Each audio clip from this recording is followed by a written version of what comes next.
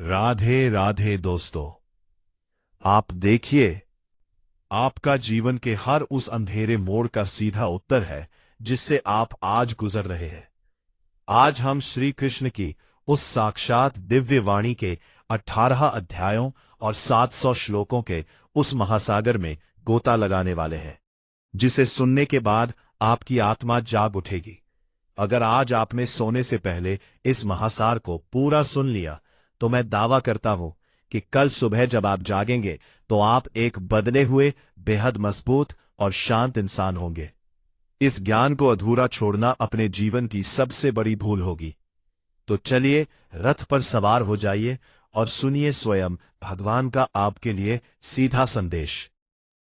श्रीमद् भगवद गीता का पहला अध्याय अर्जुन विषाद योग है, जो हमें सिखाता है कि जब अपना ही मन शत्रु बन जाए तो क्या करे।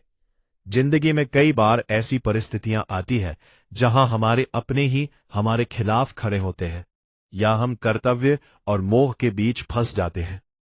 अर्जुन का रोना इस बात का प्रतीक है कि अत्यधिक भावुकता इंसान की बुद्धि को हर लेती है। श्री कृष्ण कहते हैं कि विपत्ति के समय जो व्यक्ति भावनाओं में बहकर अपने हथियार डाल देता है, वह कायर कहलाता है। मन का विषाद तभी पैदा होता है जब आप उम्मीदें दूसरों से ज्यादा और खुद पर कम रखते हैं। जो रिश्ता आपको कमजोर कर दे, जो मोह आपको आपके कर्तव्य से भटका दे, उसे तुरंत अपने मन से निकाल फेंकिए। कुरुक्षेत्र बाहर बाद में होता है, इंसान के भीतर पहले शुरू होता है। दूसरे अध्याय सांख्य योग में भगवान कहते हैं कि आत्मा अमर है, फिर डर कैसा। आत्मा न कभी जन्म लेती है और न कभी मरती है। जैसे मनुष्य पुराने वस्त्रों को त्याग कर नए वस्त्र धारण करता है, वैसे ही आत्मा शरीर बदलती है। श्री कृष्ण कहते हैं कि जो व्यक्ति सुख और दुख, लाभ और हानि, जय और पराजय को समान समझता है, वही स्थिर बुद्धि है। लोहा जब ठंडा होता है तो बहुत मजबूत होता है, लेकिन गर्म होने कम से कम कपड़े पर उसे किसी भी आकार में ढाला जा सकता है। इसी तरह गुस्से में इंसान अपनी शक्ति खो देता है। शांत मन ही सबसे शक्तिशाली हथियार है। भगवान का सबसे बड़ा नियम है कि तुम्हारा अधिकार केवल कर्म करने पर है, उसके फल पर कभी नहीं। इसलिए फल की चिंता छोड़कर वर्तमान में जीना सीखो। तीसरा अध्याय कर्म योग है, जो कहता है कि बिना कर्म के संसार में कुछ भी नहीं है। कोई भी मनुष्य एक क्षण के लिए भी बिना कर्म किए नहीं रह सकता। प्रकृति आपसे जबरन कर्म करवाती है। जो लोग केवल दिखावे के लिए अपनी इंद्रियों को रोकते हैं, लेकिन मन में वासना रखते हैं, वे ढोंगी और मिथ्याचारी हैं। जो मनुष्य दूसरों की मदद किए बिना, समाज को दिए बिना, केवल अपने शरीर के पोषण के लिए अन्न पकाता है, वह वास्तव में पाप खाता है। उसे ईश्वर की व्यवस्था में चोर समझना चाहिए। राजा जनक जैसे महापुरुषों ने भी केवल कर्म के माध्यम से ही परम सिद्धि प्राप्त की थी। समाज को सही रास्ता दिखाने के लिए कर्म करना अनिवार्य है। चौथे अध्याय में भगवान ज्ञान, कर्म और संन्यास का भेद समझाते हैं। वे कहते हैं कि जब जब इस धरती पर अधर्म बढ़ता है और धर्म की हानि होती है, तब तब मैं सज्जनों की रक्षा और दुष्टों के विनाश के लिए अवतार लेता हूं। ज्ञान जैसी पवित्र वस्तु इस संसार में दूसरी कोई नहीं है। जिसके पास ज्ञान की कमी है और जो हमेशा संशय यानी शक में रहता है, उसे न इस लोक में सुख मिलता है और न परलोक में। शक करने वाले का विनाश निश्चित है। जो मनुष्य कर्म करते हुए भी फल की इच्छा नहीं रखता, वही वास्तविक ज्ञानी है। पांचवें अध्याय में आंतरिक शांति और कर्म संन्यास का वर्णन है। कर्म का त्याग करने से बेहतर है कर्म को निस्वार्थ भाव से करना। जो व्यक्ति न किसी से नफरत करता है और न ही किसी चीज की इच्छा करता है, वह गृहस्थ होते हुए भी सन्यासी है। जैसे कमल का पत्ता पानी में रहते हुए भी कीचड़ और पानी से अछूता रहता है, वैसे ही जो मनुष्य अपने सभी कर्मों को भगवान को समर्पित कर देता है, उसे पाप कभी छू नहीं पाते। ज्ञानी पुरुष एक विद्वान, एक गाय, एक हाथी, एक कुत्ते और एक चांडाल में भी एक ही परमात्मा का अंश देखते हैं। छठा अध्याय आत्म संयम योग यानी ध्यान योग है। भगवान कहते हैं कि जिसने अपने मन को जीत लिया है, उसका मन उसका सबसे बड़ा मित्र है। लेकिन जो मन को नहीं जीत पाया, उसका मन ही उसका सबसे बड़ा शत्रु बनकर उसे बर्बाद कर देता है। जब अर्जुन ने पूछा कि ये मन तो हवा की तरह चंचल है, इसे रोकना बहुत मुश्किल है, तो श्री कृष्ण ने उत्तर दिया कि बेशक मन चंचल है, लेकिन इसे अभ्यास और वैराग्य से वश में किया जा सकता है। ध्यान उसका सिद्ध नहीं होता जो बहुत ज्यादा खाता है या जो बिल्कुल नहीं खाता, और नहीं उसका जो बहुत सोता है या हमेशा जागता रहता है। सात्विक और संतुलित आहार ही जीवन का आधार है। 7वें अध्याय में भगवान अपनी दिव्य माया का रहस्य बताते हैं। पृथ्वी, जल, अग्नि, वायु, आकाश, मन, बुद्धि और अहंकार, ये 8 प्रकार से विभाजित मेरी प्रकृति है। इस संसार में जो कुछ भी गतिमान है वो मुझ में ही पिरोया हुआ है, जैसे धागे में मणियां। मेरी ये माया बहुत कठिन है, लेकिन जो केवल मेरी शरण में आते हैं वे इस सागर को पार कर जाते हैं।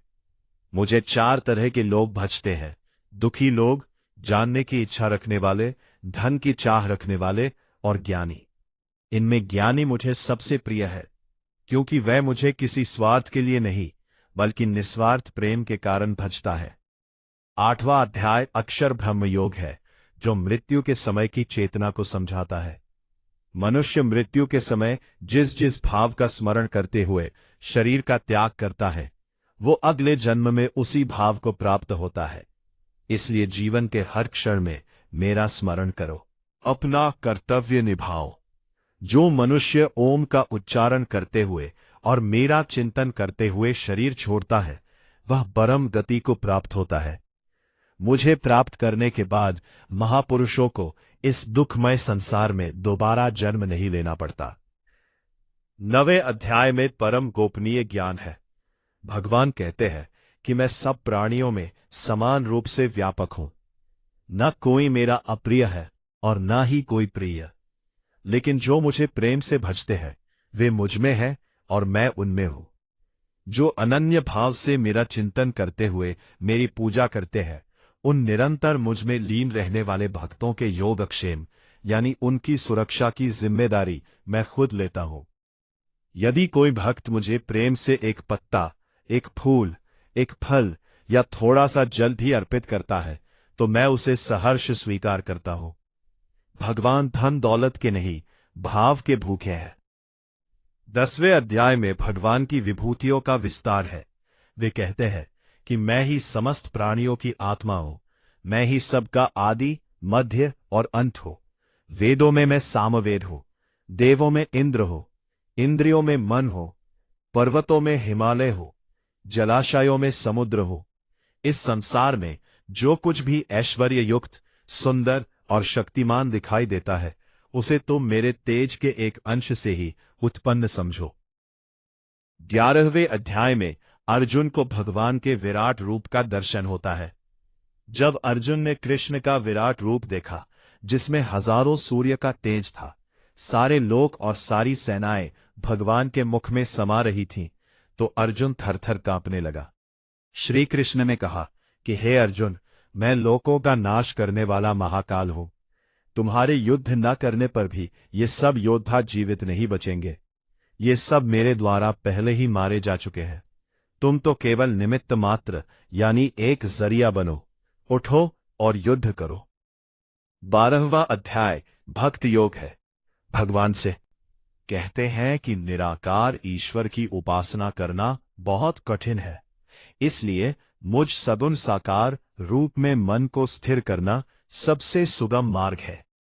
जो किसी से द्वेष नहीं करता, जो सबका मित्र है, जिसमें दया है, जो मैं और मेरा के अहंकार से मुक्त है, जिसे सुख दुख समान लगते हैं, वह भक्त मुझे प्राणों से भी ज्यादा प्यारा है। जो स्तुति और निंदा को समान समझता है, जो शांत रहता है और जो कुछ भी मिल जाए उसी में संतुष्ट रहता है, वही सच्चा योगी है। 13वें अध्याय में शरीर और आत्मा का अंतर समझाया गया है। यह शरीर एक खेत की तरह है और जो इसे जानता है वह आत्मा है। सुख दुख इच्छा द्वेष यह सब शरीर और मन के लक्षण है, आत्मा के नहीं। सब कुछ प्रकृति द्वारा किया जाता है। आत्मा केवल एक साक्षी है जो सब देखती है। जैसे सर्वव्यापी आकाश सूक्ष्म होने के कारण कभी लिप्त नहीं होता, वैसे ही आत्मा शरीर में रहते हुए भी इसके विकारों से अछूती रहती है। 14वें अध्याय में 3 गुणों का वर्णन है। प्रकृति से 3 गुण उत्पन्न होते हैं। सत्वगुण यानी पवित्रता, रजोगुण यानी इच्छाएं और अहंकार, और तमोगुण यानी आलस्य और अंधकार। सत्वगुण के बढ़ने पर ज्ञान का प्रकाश होता है। रजोगुण के बढ़ने पर लोभ और अशांति बढ़ती है। तमोगुण के बढ़ने पर लापरवाही पैदा होती है। जो मनुष्य इन तीनों गुणों के प्रभाव से ऊपर उठ जाता है वह मान अपमान और मित्र शत्रु सब में समान रहता है। 15वां अध्याय पुरुषोत्तम योग है।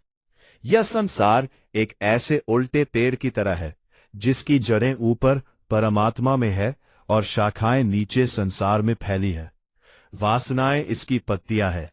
इस पेड़ को अनासक्ति और वैराग्य की कुल्हाड़ी से ही काटा जा सकता है। इस संसार में शरीर नाशवान है और आत्मा आज निर्भाषी है, लेकिन इन दोनों से उत्तम स्वयं परमात्मा है जिसे पुरुषोत्तम कहा जाता है। मैं ही सब प्राणियों के हृदय में स्थित हूं। 16वें अध्याय में दैवीय और आसुरी प्रवृत्तियों की पहचान है।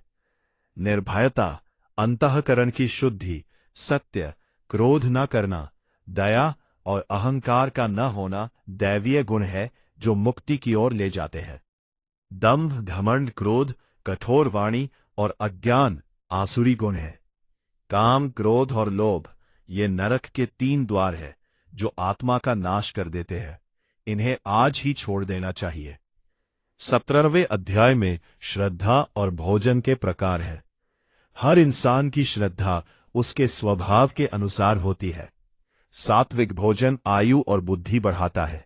राजसिक भोजन रोग पैदा करता है। तामसिक भोजन आलस्य लाता है। ऐसी वाणी बोलना जो किसी को दुख ना पहुंचाए, जो सच्ची, प्रिय और हितकारी हो, वही वाणी का असली तप है। 18वें अध्याय में संपूर्ण गीता का निष्कर्ष है। कर्मों को छोड़ देना संन्यास नहीं है, बल्कि कर्म करते हुए उसके फल की इच्छा का त्याग कर देना ही सच्चा त्याग है। किसी भी काम को पूरा करने के लिए शरीर, कर्ता, साधन, प्रयास और भाग्य ये 5 चीजें जिम्मेदार होती है। इसलिए अकेले खुद को श्रेय देकर घमंड मत करो। भगवान का अंतिम संदेश है कि सब आशंकाओं और रास्तों को छोड़कर तुम केवल मेरी शरण में आ जाओ। मैं तुम्हें सभी पापों और दुखों से मुक्त कर दूंगा। शोक मत करो।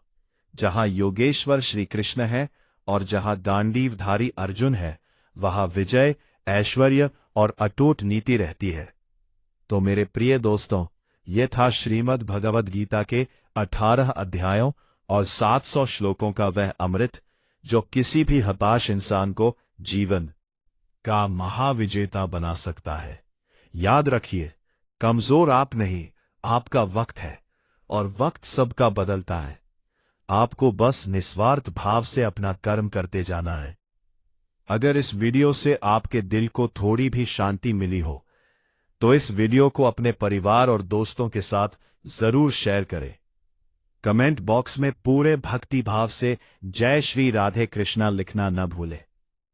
और ऐसी ही जीवन को बदलने वाली वीडियो पाने के लिए हमारे चैनल को सब्सक्राइब करके घंटी जरूर दबा दें। भगवान श्री कृष्ण आपको हमेशा प्रसन्न रखें। अपना ख्याल रखिएगा। जय श्री राधे कृष्णा।